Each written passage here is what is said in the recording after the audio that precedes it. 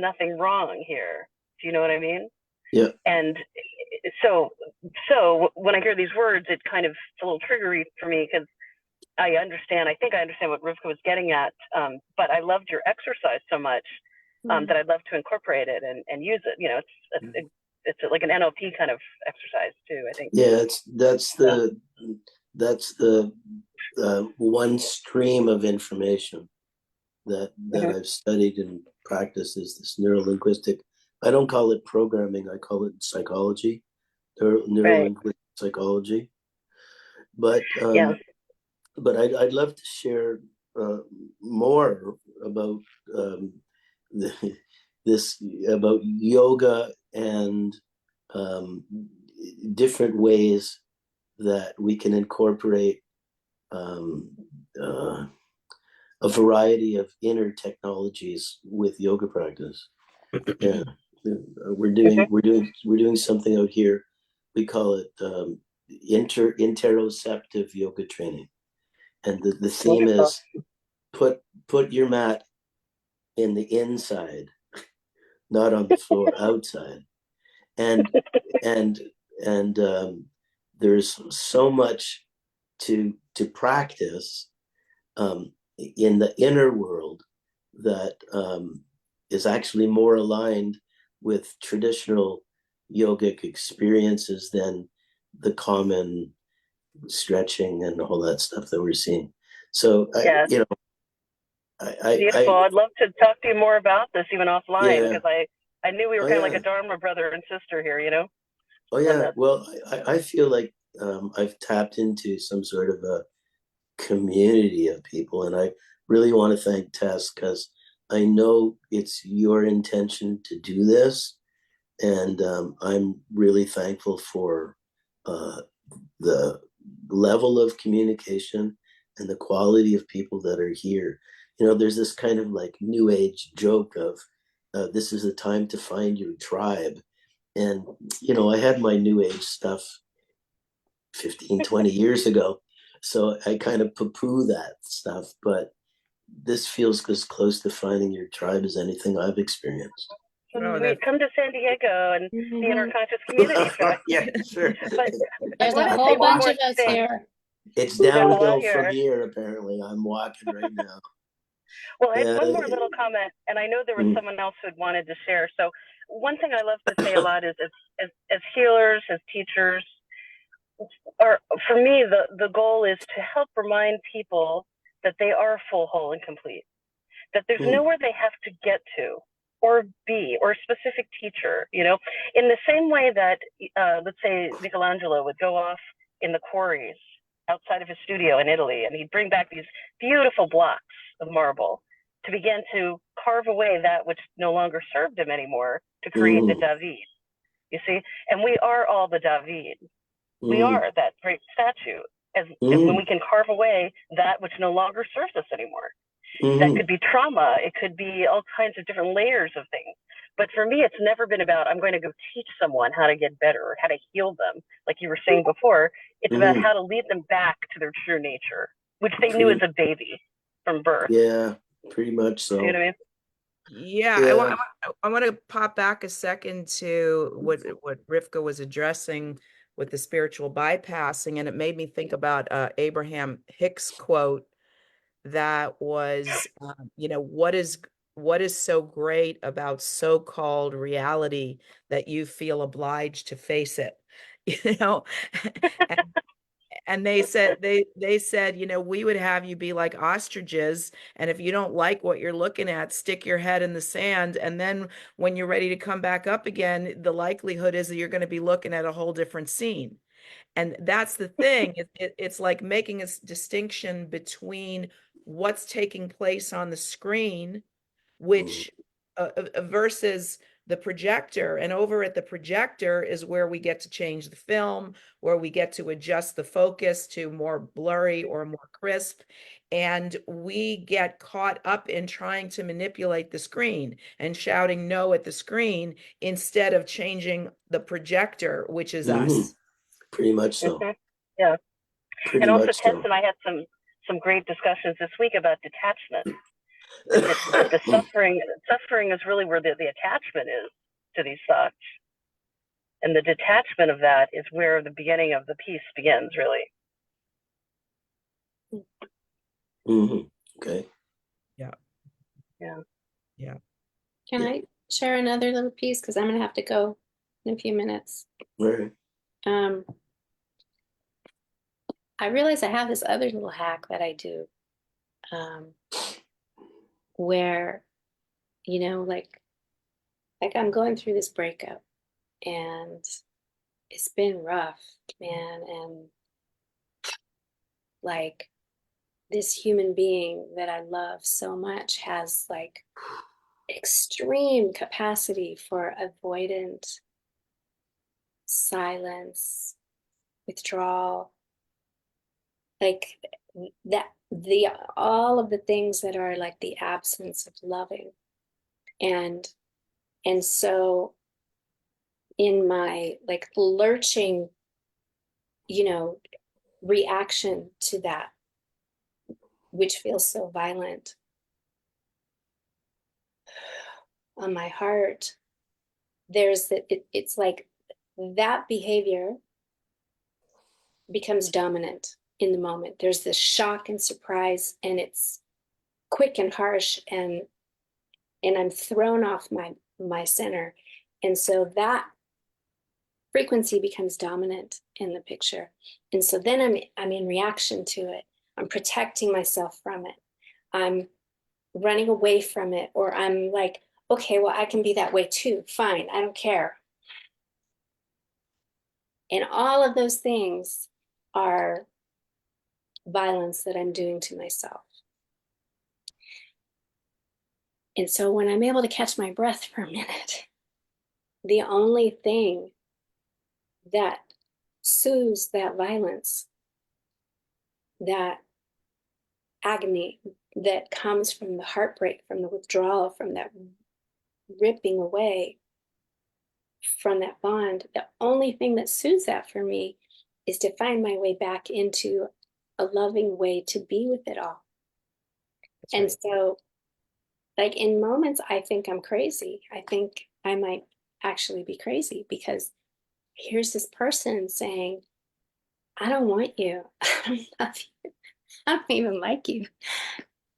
And I'm like, wow, I fucking love you so much. Okay. I get it. And I hear you and I respect it. And I'm still standing over here in love because that's what's real for me. And it's the only air I can breathe in.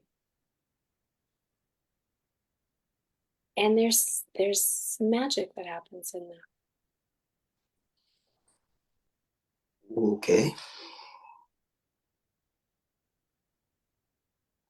Well, that's pretty much the same thing as, you know, back to the Buckingham Palace Guard. It's like making the decision as soon as we have the presence of mind to. So I wouldn't call that spiritual bypassing. I would call it self-preservation. It's like, you know, we feel the feels, we have the reaction that we have, and our tools get sharper and sharper in terms of our capacity to more quickly get ourselves out of those dark places. And become the definer instead of the defined, to come back to center and say, okay, this is how I'm living this frame. Right. I'm not going there. I'm not stooping. I'm not stooping to that. I'm not handing over my power in that way. Yeah. Right. The I just want to interject. I lost somebody because I didn't acknowledge her presence, and so I've got Mando here, and I don't know if there's anybody else otherwise. And I just want to say, I know you're here, and anytime you feel to jump into the conversation, please do. I'm learning my way around here. I lost somebody because I didn't acknowledge her. So so please, I'll be interjecting more as I see people come in, just to let them know that I know they're here. So for me, if I can use your example, Rebecca, and pull back and just generalize it a bit. So I'm not talking specifically about your experience, just about the archetype of that experience. And this is where the confusion comes in. If this is a creator, if this is part of God, if the true nature of human beings are not slaves and controlled apes, but are an aspect of divine holy creator, right? Then why do we create experiences of rejection? Mm. Because our partners are our partners. They have their stuff, they have their pain, they have their inability to open to love, they have all their shit, so to speak, right? But we find ourselves experiencing this deep rejection. I love you, you reject me, right? So that at some point we have to go, well, what's going on in my creative essence, the part of me that's making my experience, that's drawing in experiences of rejection. I have no desire to do it. I don't want to do it. I hate the experience. I may have experienced it 3, 4, 5 times. It's just like, oh, consistent. What the heck's going on with me that this is the nature of my projected reality when it comes to love and intimacy, right? And it's okay to do hacks and it's okay to do, find light and all this stuff. But at some point in time, we have to take responsibility for our God self. And our God self is creating. So if we're creating rejection, like how do I get a handle on it? How do I clear it, if you want to use that language, right? So that I don't have to ever do it again. Well, maybe. Go ahead. I would say that source intelligence has an agenda for us to surrender to impermanence and to not be attached to form. So like I have a lyric in one of my songs, the beloved arises in endless disguises. Dread not our goodbyes, for again we will rise. So it's like we love, and the feeling is our feeling. The feeling that we're having in the presence of a beloved is our feeling. And the beloved is our excuse for feeling that euphoric feeling, that blissful feeling. And if we make them responsible, and that if they go away, that feeling goes away, then we become victims and we're giving our power away. When all they're there for is to direct us to that feeling inside of us, which we then have the ability to cultivate, to milk it, to like, oh, I like feeling. The same thing is true with drugs. It's like having done mushrooms or ecstasy or LSD or whatever. It's like a neural pathway is laid down to a much more sublime relationship with the field. Right? It's like instead of everything being hard and cold, there's a more soft, sensual, euphoric, like the colors are brighter and the textures are more sensually stimulating and stuff. But it's like the drug wears off and we ascribe all of that to the drug. And really, it was a self-fulfilling experience that somebody told us, if you take this, you're going to have this kind of an experience. And so we go with that. And then instead of going, wow, I really like the realm that this placebo gave me access to. So now I'm going to cultivate living in that relationship with the field. because I like it. I like feeling in love, and I like feeling sensual, and I like smelling things and tasting things, and just feeling more juicy and oozy, But if I need somebody else or some other circumstance as my excuse, then I'm disempowered.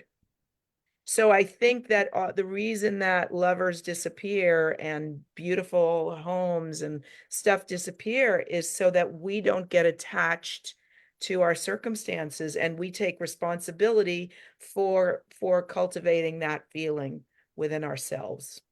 Mm-hmm. On that note, I just sent a little chat, but I have to go. So it's been fun. Thank you. I'm not a person who likes to be on video, but thanks. You did great. I'm proud of you. You did great. Yes, gold star to Rebecca. Hope to see you guys again. Thank you. Bye. Take care, everyone. Bye. Yeah, make pictures. Yes. Yeah, good ones. Many pictures. Yes. Yeah. Yes. Yeah. Okay. Okay. Now what? Three. Well, now that just three of us, this is lovely. Yeah. I think it's great for me. So I don't know how appropriate this is, but where was your dad? Well, both my parents were in Auschwitz. My Really? father was also in a camp called Mauthausen. Yeah. Yeah. And So they're what country were they born in? Poland. Where in Poland? My mother was from a town called Radom outside of Warsaw. Yeah. And my father was from a town called Kalisz. Really? Mm-hmm. Wow. Yeah. So my father, it's just a brief story.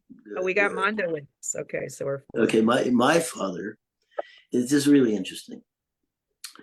My grandfather, my father's father, had a store in the number 2 Tvarda Street in Warsaw, and the store was an apothecary. So he was the druggist and the medicine guy. They did photography. They had cameras and lenses. They did spectacles. They were optometrists. They ground lenses. My father was taught how to ground lenses. And how some Jewish guy had all of these skills and was publicly, I don't know. I don't know how he did that. To this day, I don't have that information. But all I do know is that the lenses that they were buying from the cameras came from Germany. And so he had German salespeople that were calling on my grandfather's store. And they told him what was happening in Germany before it hit Poland. And he told his twin boys to leave Poland and go to Russia. And so they both went to the border, and my father crossed, and his brother chickened out and went back home. We have a picture of the grandmother and the grandfather and this one son just before the war. And my father never saw them again. He went to Russia, 16-year-old Jewish kid in Russia. He could fix airplanes, so they put him on airplane repair. And he went through all that Russian no food war and stuff, was significantly traumatized. And when he came back to Warsaw, it was all ashes. It was the ghetto, and they burnt it all down, So there's epigenetics. You know what that is? Epigenetics is emotional coding that goes down. And there's something that's called introjection, which is projection is out, introjection is in. So people like you, Tess, and myself, and thousands of others have introjected all of the horror. We carry it in our epigenetic coding. Yeah, well, I've described myself as having epigenetic PTSD. Yeah, so, yeah, yeah, yeah. And it creates a slightly different worldview and a slightly different approach to life than the majority of the people that don't have the epigenetic PTSD, you know. And I know it's impacted my life profoundly. And I've spent close to 7 decades now just trying to heal the not necessarily my father, but the father in me, you know. And it doesn't stop. It goes on and on and on. This is really interesting. Oh, sorry. Go ahead. I was going to say that, Tess and I have had really long conversations around our own issues with our mothers. My parents are also from a Jewish background, and my father was actually born in Jerusalem back in 1938, so it was still Palestine then. And he went on to become a great concertmaster. He was a remarkable violinist. My parents were both great musicians. So, but we've been doing a lot of work on our own issues with our mothers. And something you said earlier tonight really interested me about, going within with the yoga mat, and how really we're trying to do a lot of self-forgiveness for ourselves, not just for the mother, right? But I'm trying to think of tying this in with something Tess and I were just talking about yesterday. I had a really interesting life coach many years ago, and she talked about having health food friends and junk food people in your life. You know what I mean? Sure. Health food people being the ones who think you're wonderful and great and want the best for you.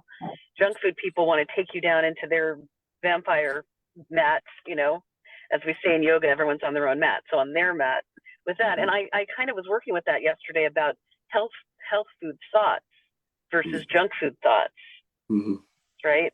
And trying to catch myself whenever I was having a junk food thought or a negative thought about my mother, right? And some of the emotional abuse that happened way back when.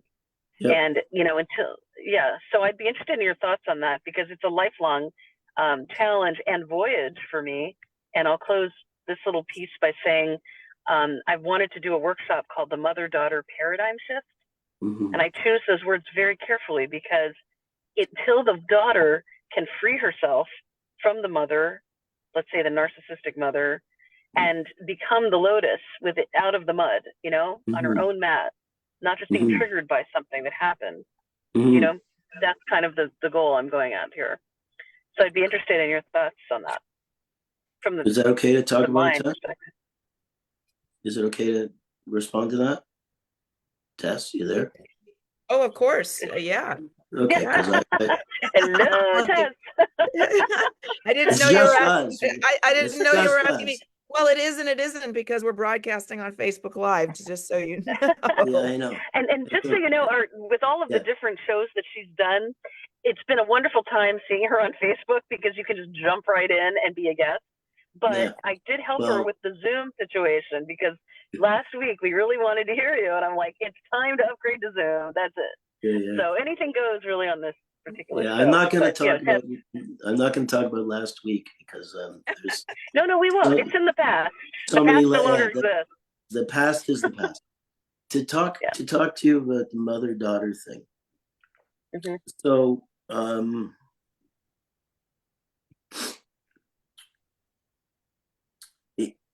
in my approach to this epigenetic coding, epigenetic, I'm defining it as emotional trauma stories, patterns that get transferred down from generation to generation. Okay.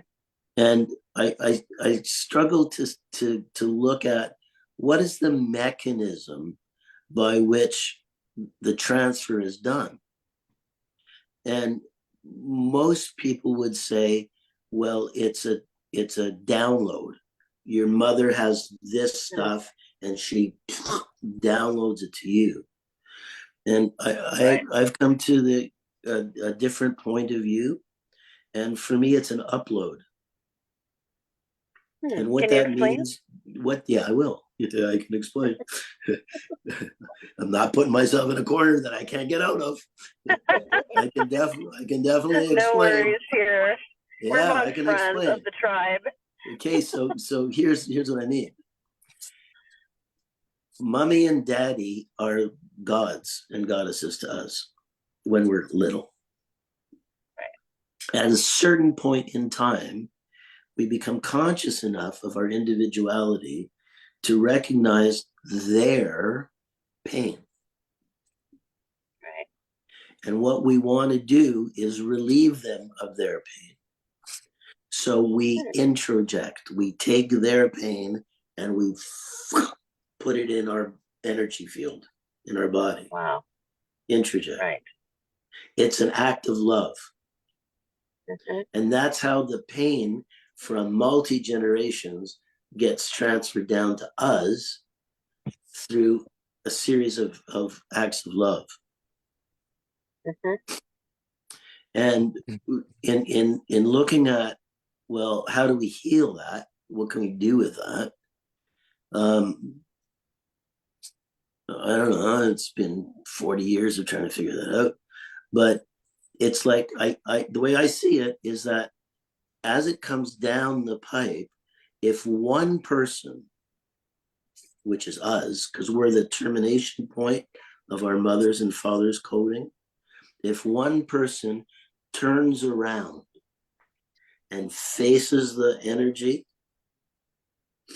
and does a certain ritual, which I'm not going to describe on the internet, but I can share with you later if you want, does a certain ritual which sends that love that's embedded in the coding back through the generations,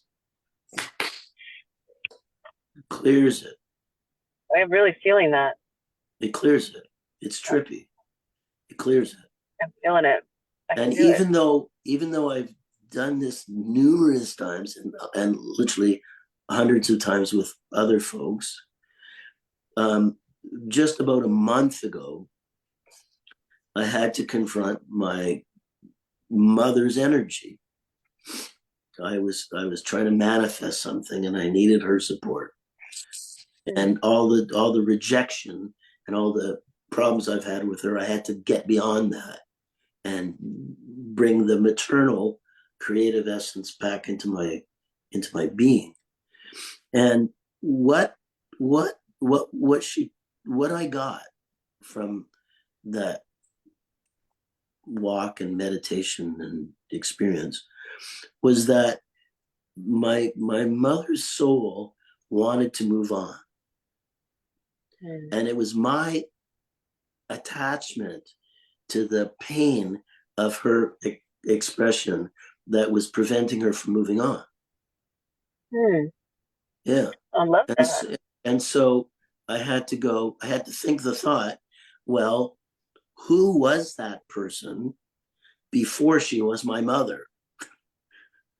Right? And why did she become my mother?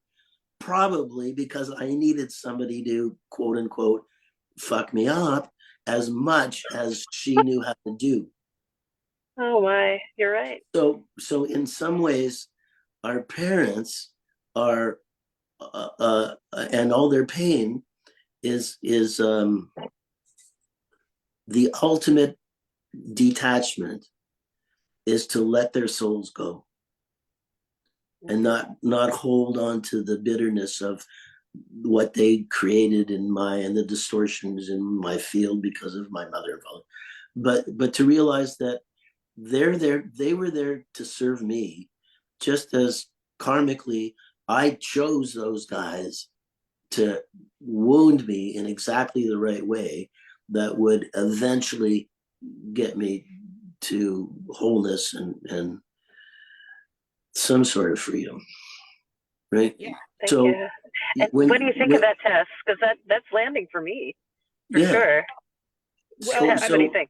just we one are last, all allies. Go ahead, finish. just one last Yeah. comment, is that once we get back to that, like Tess says often, this is all our play. We're writing this script.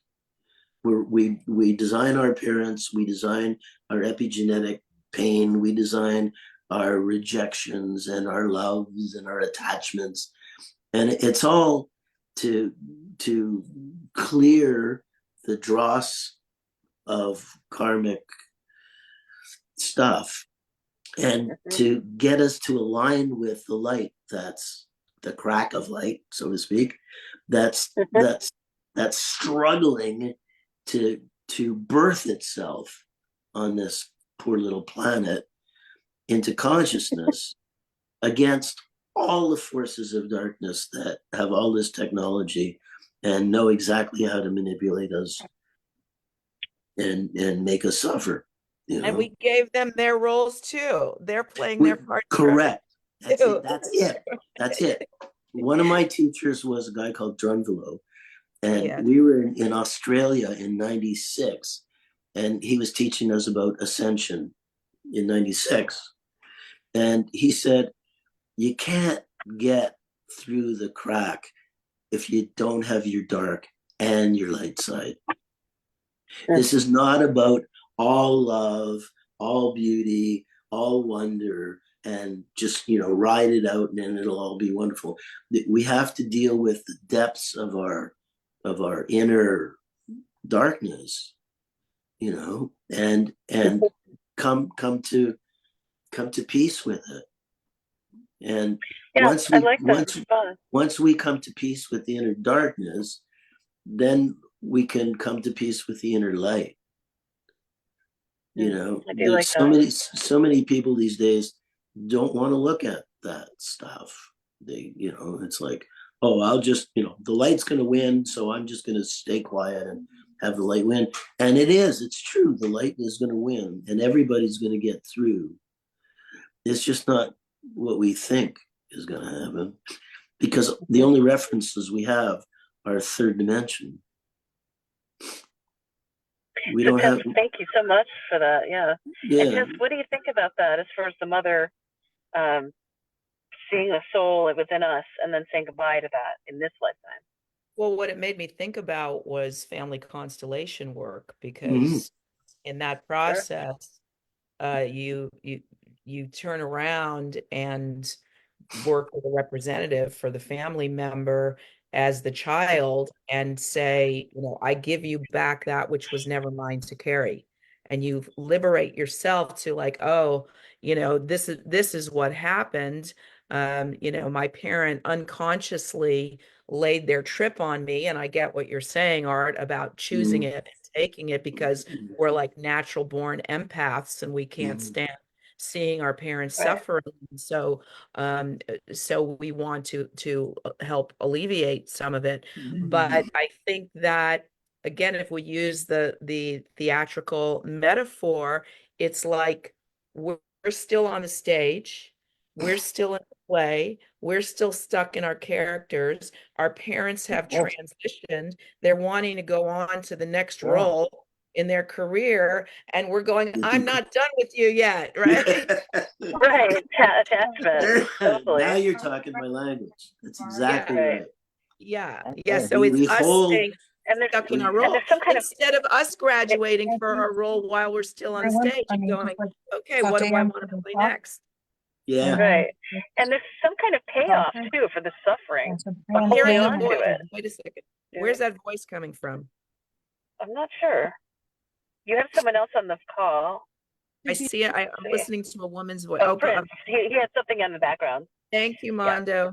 Yeah. Thank you. Sorry, that was my wife. I thought I was on mute. That's okay. Oh, that's okay. Hi.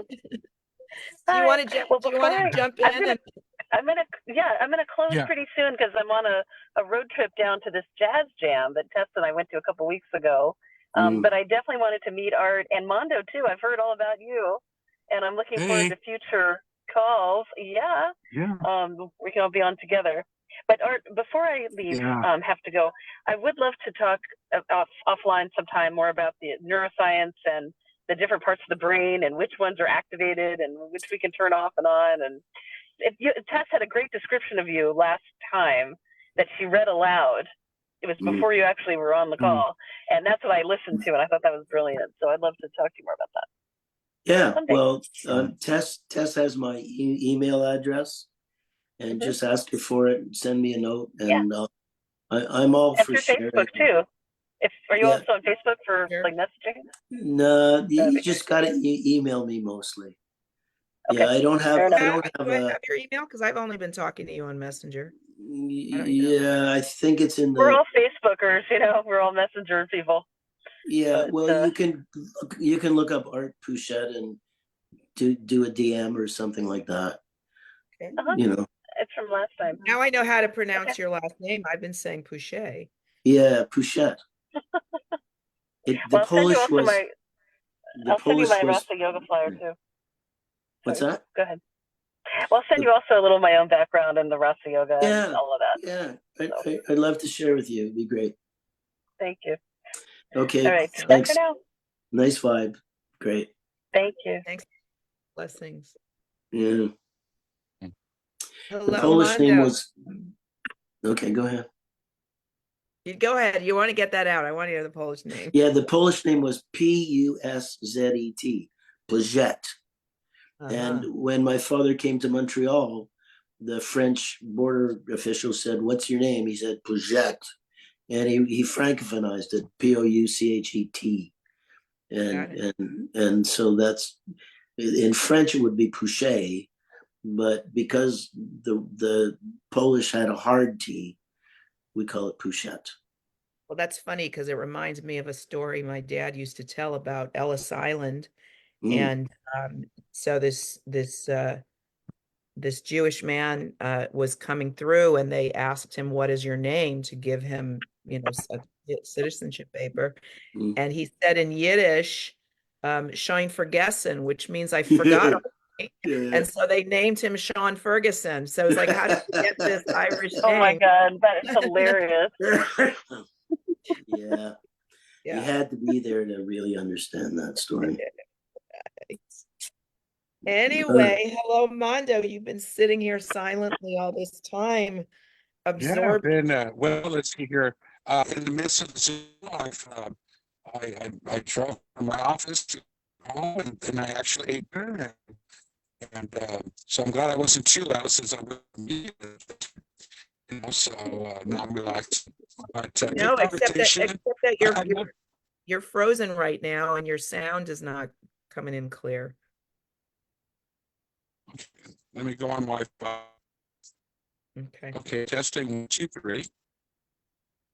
Yeah, picture's still starting to come back. Okay, I just connected to Wi-Fi, so can you hear me now? Yes. Okay, great. Yeah, I was listening to Art. You have a lot of good things to say, and a lot of knowledge and from experience, and I love the humility that you carry. We're all in the searching mode, and I'm reminded. I remember my parents were divorced when I was 6 years old, and I remember my mom coming. Once I realized, according to my mom, that my dad wasn't coming home, she told me at the age of 6 years old that you are now the man of the house, and I didn't know what that meant.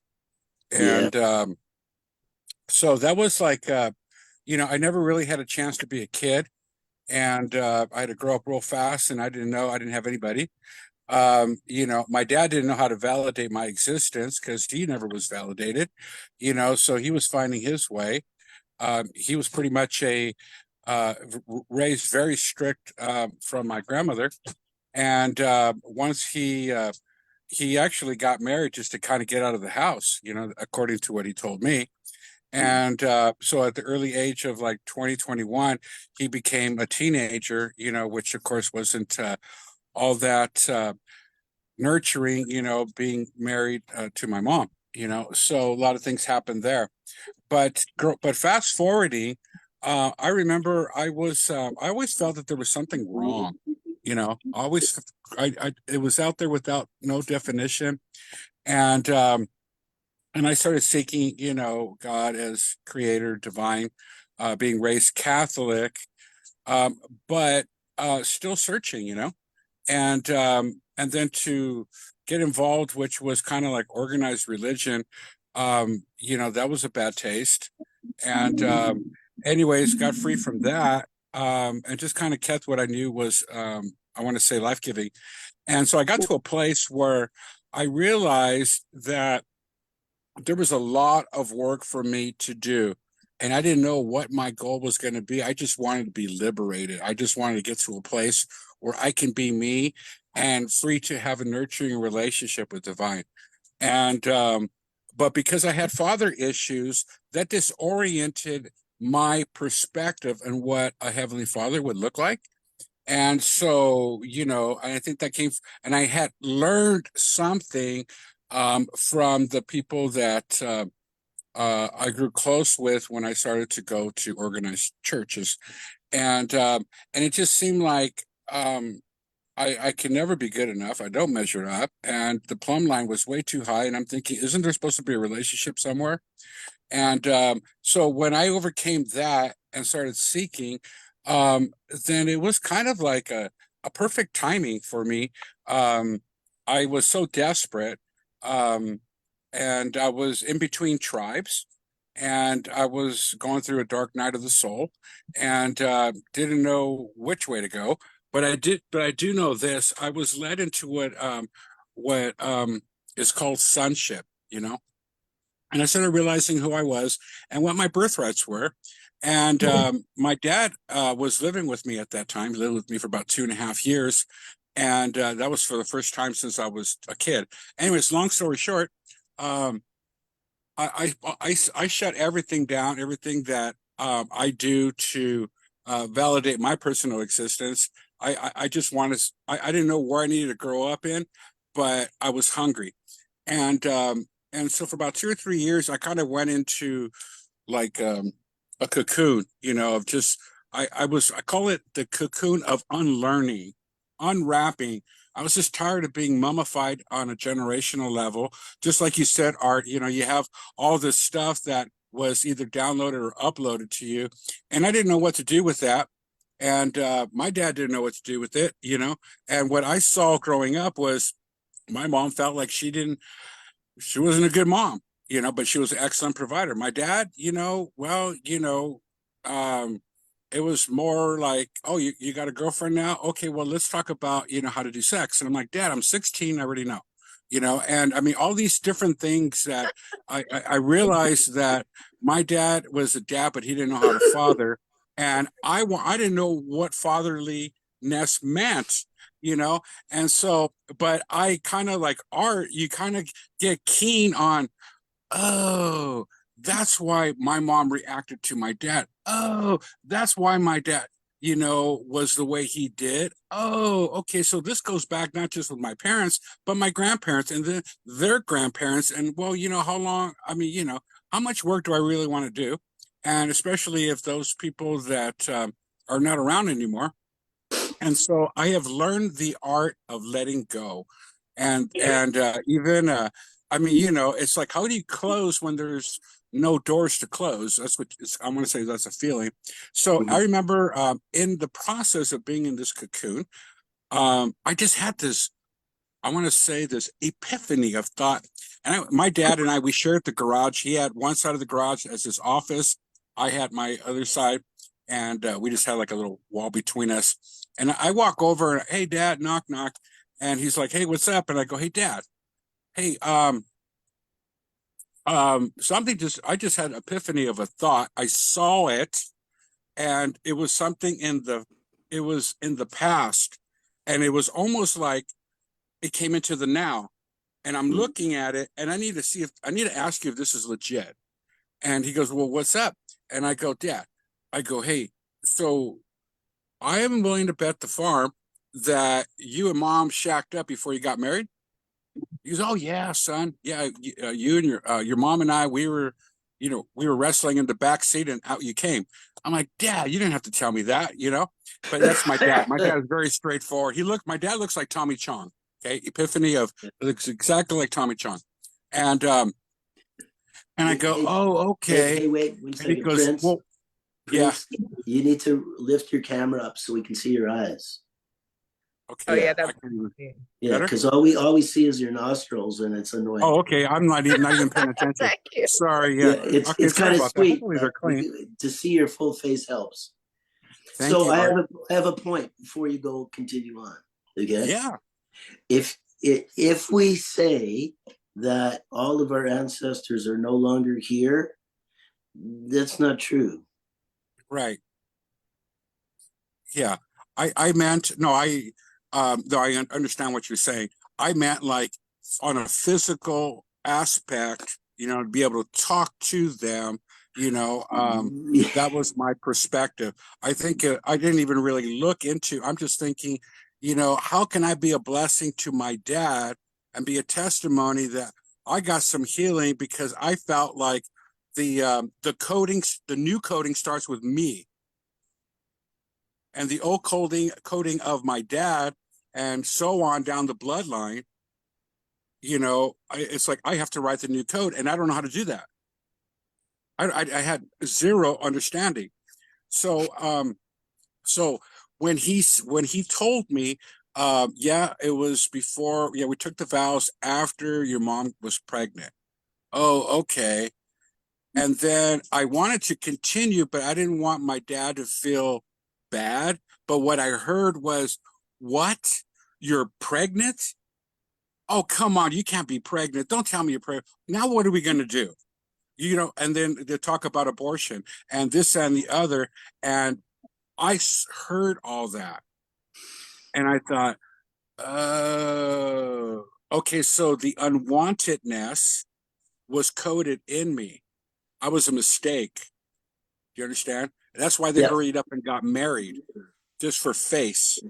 Right. Okay. So, anyways, I wanted to call my dad on it, but it got to a point where within a couple of years of him living with me, I saw that my dad was open to certain revelations that I was getting, but he didn't have a change of heart. And I felt like Creator was saying, leave your dad alone. Just honor your dad, and I'll handle what I'm walking you through. Does that make sense? So now my dad and I, we've got a really good relationship, Cool. and I can be straight up. And in fact, I even taught my dad how to validate my brother as a man. I figure if I didn't get it, at least he can practice on my brother, and so I just learned not everything is perfect. I got a close relationship with my mom. And so it's just been crazy, but as a seer and a healer, I'm a firm believer. And this is just from experience, is just like, you get a car and maybe 10, 12 years later, the transmission goes out or there's something wrong with the car. Maybe it's, remember when cars became computer-like, and you had to take it to the dealer. You couldn't take it to another mechanic because they didn't have the intel or the machinery to diagnostically not only just find out what the problem is, but also to be able to fix it. And so I had tried different avenues of healing, a lot of stuff, a lot of personal work, and I got breakthrough, but most of the time, I was really encouraged by Divine to, hey, I'm the one who made you. Why don't you come here since I know it, and so that has been my journey, and I don't want to be religious about it. I just want to be life-giving, and I'm still learning. Yeah. That's what you just said. What you just said, Mando, is the whole thing, is that regardless of the circumstances of our character, which are carefully crafted for the sake of the play. So if we come in and our parents didn't want us, or we're adopted, or or whatever it is. It's like in the context of the character, it's all like terrible and tragic, and there's all this rejection. But the spiritual reality, the truth is that our creator wants us here. Our creator wants our character, and all the things that we have to go through in order to strengthen our muscle, our spiritual muscle, our faith, our determination, our perseverance, in order to transcend our circumstances. That is our school. That's our schoolhouse earth experience. I'm curious, because you said early on in this description that you know what your birthrights are. And I'm like, I want to hear that. I would like to hear that declaration, because a lot of people don't know or don't identify as having any. Right. And that comes with coming into sonship. You know, you can't have an inheritance unless you're a son. If you don't have that mentality, you can't come into it. You're going to try to get it in some other way. But so, for example, okay, so back in the early 90s, I noticed that there was an influx of Native Americans coming into, I want to say, non-denominational community of a church. And they were very celebrated. You know, they come in with their regalia. Actually, I brought a core of them in. I'm Native American. And anyways, and I noticed that people saw, oh, if you're Native American, you automatically get a celebrity status. You know, you're really spiritual, you know, and all this stuff. And so there was like an automatic unearned honor. And I saw people who never were born on the res, you know, never wore regalia. You know, they were more maybe Mexican or more German or more this other ethnic background. And I saw that they began to play Indian. You know, I think I've got 5% Indian or this and the other. And, you know, I just watched all this go down. And and it was during that time I asked Creator, I go, you know, you picked you picked my parents that I was going to be born. You picked the time frame, you picked the region, and all the melting pot of ethnic backgrounds. You picked it, you knew it, and so, but I get a hit on being Native American. There's a curiosity, there's a hunger. I think there's some validation in there. I know that I don't have to play Indian because I am Indian, you know? And I remember when I was living up in Crestline in Southern California, up in the mountains, I had asked, I was basically the cook of the family, and I like to cook in a clean environment. And so my daughter had left a mess in the kitchen for a few days. I'd been on her. And finally I came home ready to cook, and everything was a mess. So I told her, hey, look, I need you to clean this kitchen now, or else no one's having dinner. I'll be back. I'm going to go run an errand. I came back. Guess what? The kitchen had not even been touched. But she was so happy because she said, Dad, don't focus on the kitchen right now. Come to my room. You are not going to believe. It is no longer the eighth wonder of the world. Look how clean it is. And I went over and I'm like, wow, great job. But I can't cook dinner in your bedroom, you know? and so I go, you weren't obedient. You were sacrificial. However, you know, I need you to clean this kitchen. And out of her frustration, she said, Dad, I am trying to be your daughter. And I looked at her and I said, honey, whether you're a dyke in a rock and roll band or some murderer or just, you know, lost along the way or just some great person, you will always be my daughter. That will never change, you know? And so, and that's the validation I was getting, you know? And so I said, now that I am paying attention to this particular background of, you know, being Native, I wasn't born on the res, but I had a lot of Native friends. And my generation, it was a shame to be Native American.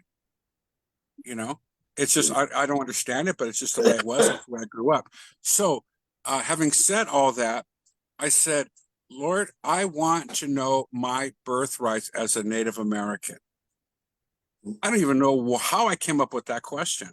It just came out, you know, and through the course of so many years, he started giving me downloads, and I would have these open visions. He goes, you're a seer. You have a mantle. You have a prophetic seer mantle. You need he goes, I'm going to develop you in this area, but you got to move in love, you know, and that has to run in full volume for all these things to come in sync.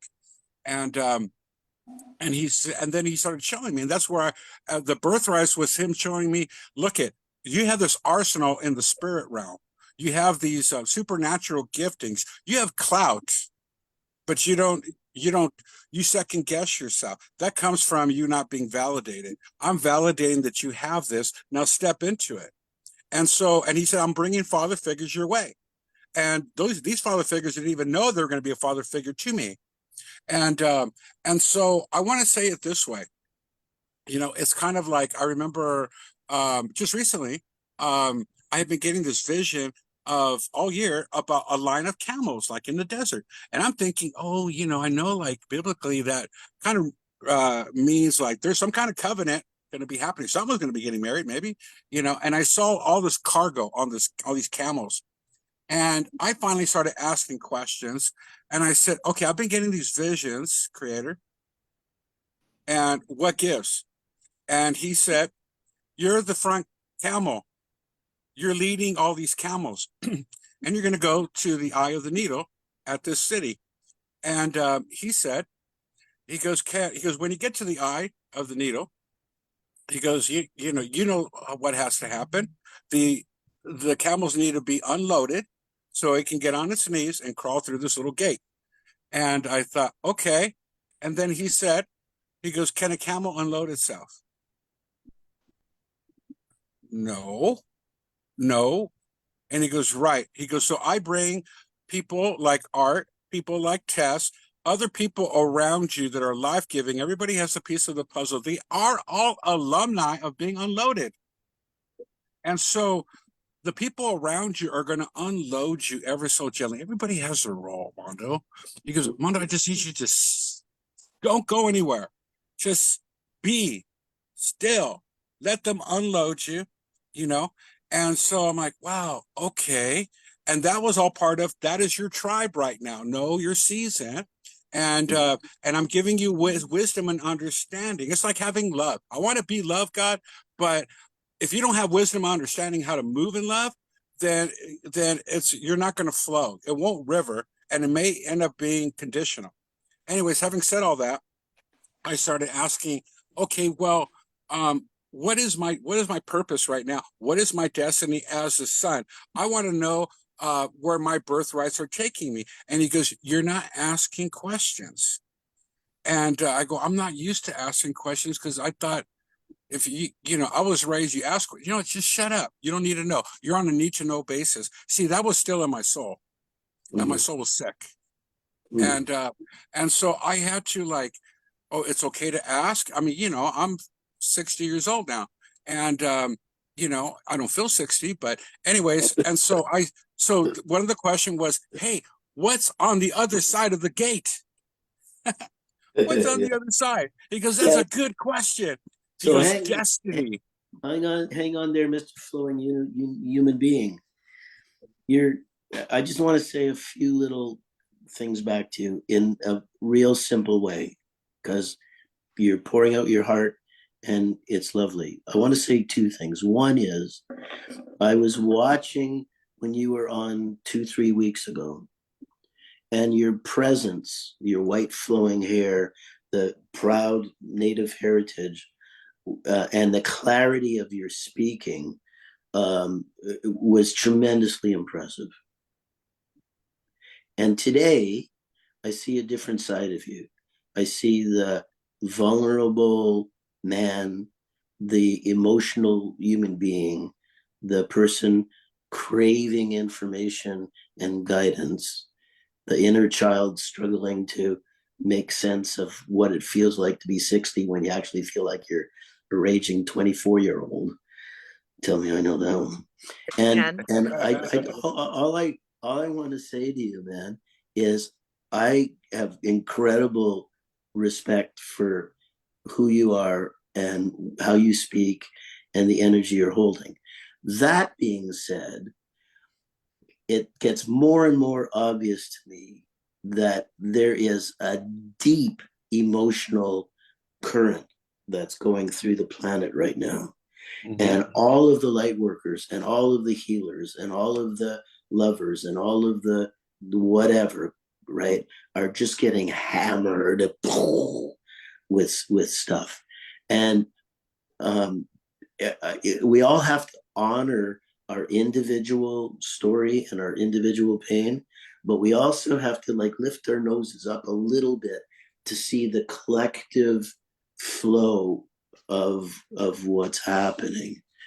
And to see you shift from your presentation 3 weeks ago in your honorable presence to the vulnerable human being that you are now, it really humbles me, you know, because I project, oh, that guy's got it all. And, you know, geez, I wish I was native instead of this miserable Jewish character, you know.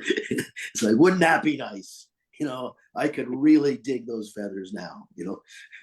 So there's a place where, as Tess says over and over and over again, we're one. There is a unified field, but it isn't like we've bought it and we can take it home. And there's a process that's going on.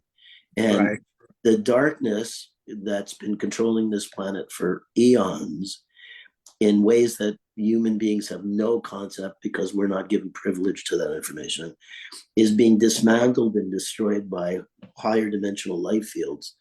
And we're all suffering because of it, because everything we've believed in and everything we've been dependent on, and governments and the great American, you know, the world power and all that stuff, when we really look at it, it's insanity. It's all like, just decaying, and it's decaying before our eyes, and it doesn't make any sense. If there's an election and 50% of the people vote one way and 50% of the people vote the other way, and you know, it's not an election. It's bipolar insanity, and it's happening all through the world right now. And so there's wars, there's death, there's suffering, there's chaos, there's, you know, and the way I get through it is I say everything we see is the light that's dismantling this whole contraption that's holding us together. And the pain in your heart that's so evident, and the pain in that the redheaded woman Rebecca's heart, it's like that's paying our dues. That's what we have to do to be a vessel for this light when it comes in. And so I just want to say, you know, content aside, you're worthy of respect and an honorable human being. There you go. Yeah. Thank you. You know, people don't really want to know your victories. They want to know your struggles so they can identify with you. Yeah, right? And either we have genuine humility or we don't. And within the native realm, humility and honor is huge in the native realm. And I have the darkness and everything, the struggles and stuff have promoted a humility. My prayer has been, I want to be a facility of humility, because I can hear better, I can see clear, and clarity comes right here, you know.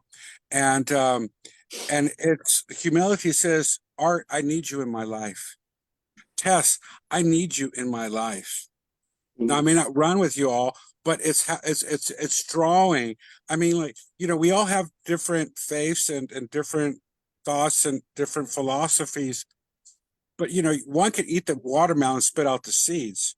But you can eat what's good and applicable, and so that's the tribe. I mean, I've always felt like I'm chief of the misfits, that's my tribe, the vibe tribe, and so I'm really very optimistic as the world is collapsing, divine is building, and I get to choose each day what side I want to cheerlead on or whatever. There's always going to be, you and I know, there's always going to be opposition to whatever mission. And I'm at a place where I have never been here before. And it seems like we are all in this new era of crossing over, and we're crossing over daily. And so even things that were very life-giving last year is old wine this year, and having to let go these sacred cows in our belief system. I think it's like divine is draining the swamp. And since moving to Missouri, I have unlearned more things than I have learned, and it's given room. It's created space. I have a greater capacity to love, and I'm learning the different attributes of love. So I don't say that pride is having a know-it-all spirit, but I know that once I started letting go of ego and pride that's unhealthy, there's good ego and there's good pride. But once I allowed a chipping away, I started to see things in a different light. And then it just seemed like the light flowing through me, seemed to be a climate changer for those around me. And kind of like he who refreshes someone else, he himself gets refreshed, And I love refreshing. I want to be a climate changer. That's my objective, is to change, look at people as portals and speak life, and turn on the water where the water got plugged, and let's drain, let's celebrate, let's christen you in your new season, may not know everything, when you but said that. when you got clout to be able to release, and you're carry as a birthright, see, there's birthrights and there's death rights, and I remember I was over my grandmother's sister's husband was on his deathbed, and a lot of the family was a big Mexican family that came in to the ER, and they called a Catholic priest to come in and read him his last rites. My God, that was so morbid, and a dark cloud came in. You would have think that it would have been the opposite. And I'm in the middle, and there's a lot of family that I know where their bones are buried. They know where my bones are buried, and we're all like there paying our respects. And after the priest left, it was kind of like, wow, well, he's not dead yet, but it sure feels like it, And I just said, hello, hello, and everyone looked at me like, okay, Mando, what's up? And I go, I'm sorry. I serve somebody, I serve a divine that's living, and he's not dead yet. And I'm just going to prophesy light and love, because he's got some conversations to still have, and so, and I did that. And there was such a big shift and a roar within it was like just me decreeing it. I don't even remember what I decreed aside from that, but you can feel the atmosphere change. And he came out of this coma and was alive for another 2 more weeks, and he was able to connect with the right people in the family. Wow. And but you see, what I am being reminded of, which you guys are reminding me too, there's power in the tongue. And COVID took our voice away. It brought anger and took our voice away. And now we're getting our voices back. We're barely clearing our throat, and we have a lot to say. Voices of the global awakening. We are here. Exactly. And with the bullhorn in the spirit realm, this is how it's going to be.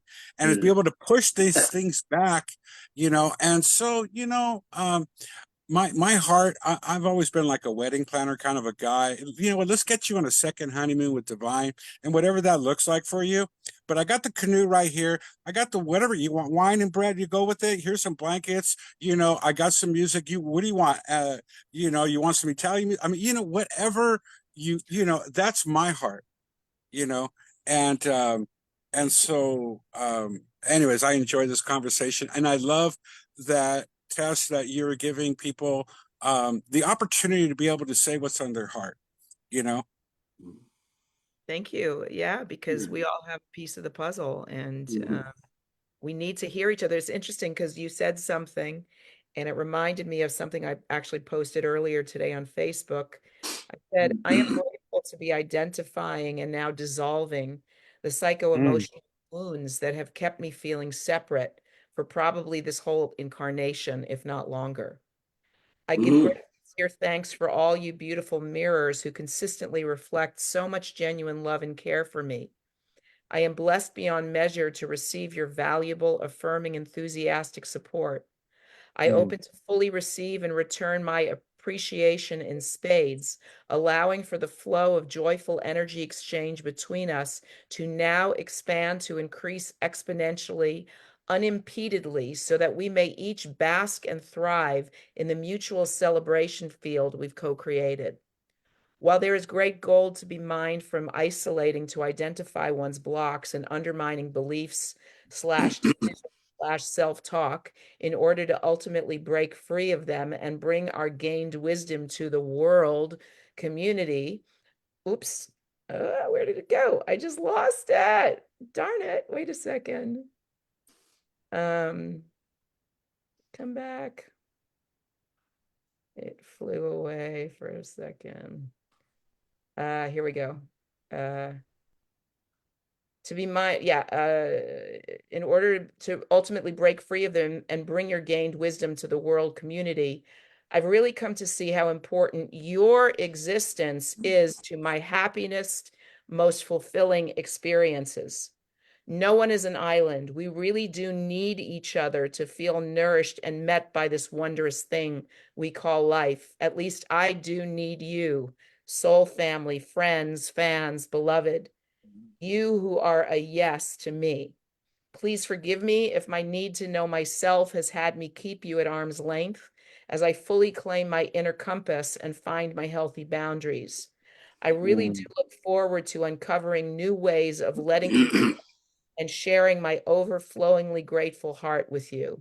Please join me on this week's episode of Voices of the Global Awakening, topic Living in the Crack of Light. Thank you is my mantra. So, wow, that's powerful.